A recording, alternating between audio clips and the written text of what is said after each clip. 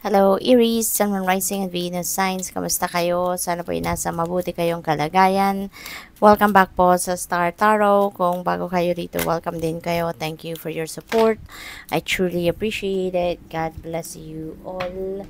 Aries, pauna mensahe ninyo, family is everything. Always make sure you acknowledge this. Okay? Kasi naman, diba, kahit ano man ang mangyari sa buhay natin, saan man tayo makarating, ano man yung mga accomplishments or mga achievements natin, still, diba, yung pamilya natin, yung parang core natin, diba? Yung pamilya natin, yung pinag-aalayan natin kadalasan, no?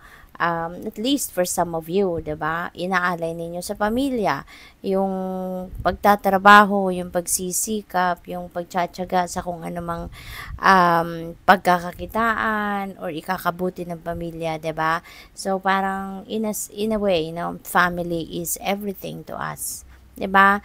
Pamilya din yung para din sa iba, no? Pamilya din yung pinaghuhugutan natin ng lakas. Pamilya, yung rock natin. Pamilya, yung priority natin, 'di ba? So family is definitely everything, no? At least for some of you. Believe in miracles. Ayan, so paanyaya ito sa inyo. Kaya na magtiwala kayo that miracles unfold sa buhay natin. When you do believe for something, 'di ba? Yun ang nangyayari or nangyayari din talaga 'yon. No? Kung ano pinaniniwalaan natin, nangyayari sa buhay natin. Kaya believe in miracles, no? And you will see one day, no, miracles will unfold right before your eyes. We have being with nature will give you the answers. Ayan. So, spend time with nature, no? Kasi maaaring meron din kayong mga katanungan sa universe at the answer, no, will be given to you sa tulong, no, ng nature, ng nature elements, okay? So pwede rin na matagal-tagal na kayong hindi man lang nakakapag-spend outdoors, kaya ito paanyaya din ito sa inyo na mag-spend kayo with nature kasi hindi lang sa ma-rejuvenate kayo, hindi lang sa matutulungan kayong mag-heal ng nature spirits, but also the universe is going to use the nature elements para makapaghatid ng kasagutan sa inyong mga katanungan, sa inyong clarity na kailangan or enlightenment na kailangan, no? By the way, Aries, maraming salamat sa mga nagsisend ng super thanks. Thank you very much for donating sa ating channel. I truly appreciate it, no? God bless you more. We have 6 of Michael. Ayan. So, sabi dito, it's the light at the end of the tunnel. Breathe a sigh of relief and make new plans, relocation or travel. Ayan. So, this is really beautiful energy. Kasi ito na, yung katapusan na, no, ng pagsisikap. Katapusan na ng inyong paghihirap, no. Yung difficult situation na na kinakaharap ninyo siguro or kinaharap ninyo recently, no, that's coming to an end. Kaya makikita mo na yung liwanag, no, you are going to see the light at the end of the tunnel. Ito na, problem solved na, no. Yung parang mabubunutan na din kayo ng tinik sa ngayon, kaya parang panahon na para gumawa ka na mag-isip ka na ng mga bagong plano sa buhay ninyo, no? As you start new beginning, pagplanuhan nyo na ito sa ngayon. Some of you, maaring mag-travel, maaring mag-relocate, maaring pumunta sa ibang lugar, ibang bansa, ibang parte ng mundo, ibang parte ng Pilipinas. So, good luck po sa inyong pagbabiyahe. We have 7 of Michael. Ayan. So, there is a better course of action available to you.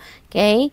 Working alone may not be the best answer. So, review all the details. Okay? Kasi baka merong mga bagay dito na hindi ninyo napapansin. Merong mga opportunities na siguro na overlook ninyo. Kaya yun ang tignan ninyo. No? Tignan ninyo ang inyong paligid. Baka merong mga alternative may mga alternative pa na mga options dyan sa inyong paligid na hindi ninyo napapansin. You may also need to review the details, no, ng kung ano man ang bagay na gagawin ninyo or ano man yung pagkakaabalahan ninyo. Review all the details para wala kayong ma-overlook, para lahat kahit yung pagpaplano ninyo, maisama ninyo, 'di ba? Kung ano man ang mga detalyeng ito, no, na maaring i-reconsider din ninyo or maaaring kailangan ninyong tignan ng maigi, ng maayos para na maging maayos ang diskarte ninyo. Okay? So, maaari din na meron ditong better course of action, 'di ba? Hindi lang sa kung ano lang yung focus ninyo sa ngayon, pwede rin na i-consider ninyo yung ibang bagay or ibang alternative dyan, no, na maaring yan ay makabuti pa sa inyong gagawin. We have justice, fight for justice and equality, rulings made in your favor, so don't give up. Okay? So, pwedeng meron kayong ipinaglalaban, no? Baka meron kayong sinampang kaso or complaint, sa korte at ruling, sabi dito, made in your favor. So, ibig sabihin na ipapanalo ninyo, no? Magiging pabor sa inyo ang desisyon, kaya ipapanalo ninyo ito.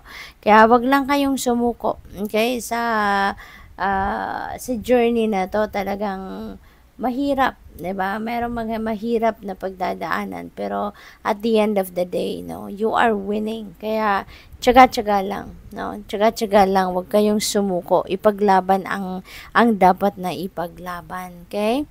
What else? We have King of Gabriel.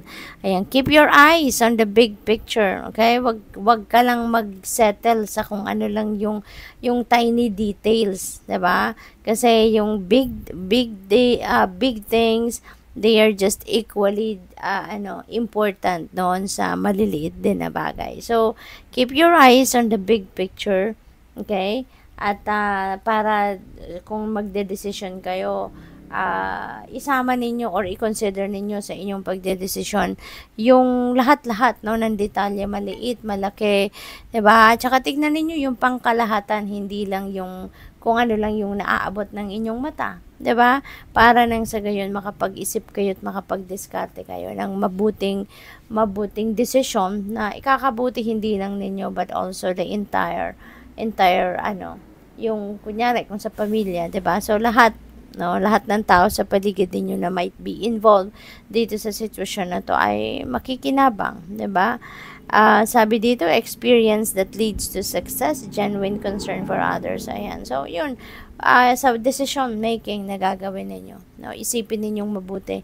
Hindi lang ang iyong kapakanan, kundi ang kapakanan ng mga tao na maaapektuhan, no, ng inyong decision. So, good luck. Thank you for watching. Love and light. Namaste.